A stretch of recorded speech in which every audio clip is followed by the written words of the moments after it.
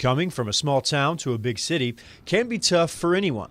I didn't know what in the world was going on when I first got here. I come from a small town. My hometown has 353 people in it. So for football players who are constantly in the spotlight, it can be even tougher. It's weird, but it's still just football.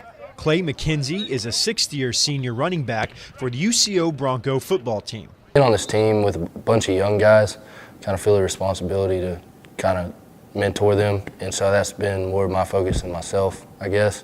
He uses his experience on the field to be a mentor for the younger players. My 18th season, so after last year, it wasn't really the way I wanted to go out. His fifth season was supposed to be his last, but as a redshirt senior, Clay went down in just the second game of the season, on the verge of climbing up the UCO record books.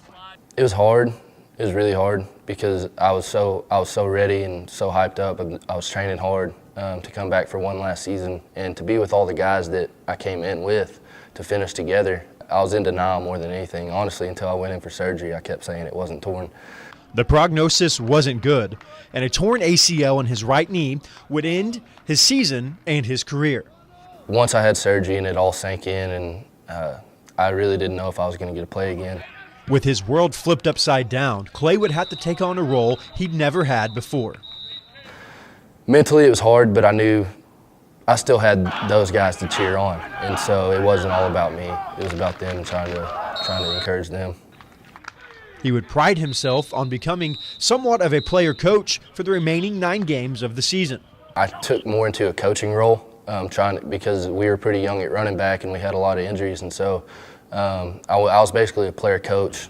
However, in a good twist of fortune, Clay would soon learn that his career wasn't over. The NCAA would grant him a 6th season of eligibility. Number 23 would be back on the field after all. But I was ecstatic because I was thinking about jobs, and I was in an interview process going through stuff, and then I figured out that I was going to be able to come back, and I was just ecstatic.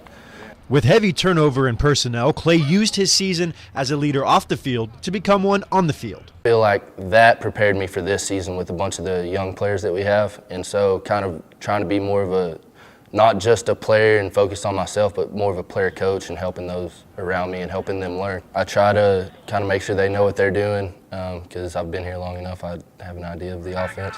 But leading isn't all Clay's done. Clay crossed the 3,000 career yard rushing mark just last week, and 2 weeks before that climbed up to 4th on the all-time UCO scoring list. The records are cool. I honestly, coming into college, I never expected any of this. Clay has returned to old form, running through defenders even with a brace on his right knee. I did all the rehab I could do. I feel like I prepared it well, and so once I got back on the field, I just tried not to think about it. If it goes again, it goes again. There's nothing I can do about it. His injury forced Clay to grow and has made him grateful for even the little things in life. There's been a lot of growth, mentally, physically, everything. I just wanted to play football, and I just play the only way I know how. And so things have came from it, and I'm extremely grateful. In Edmond, Jordan Belew.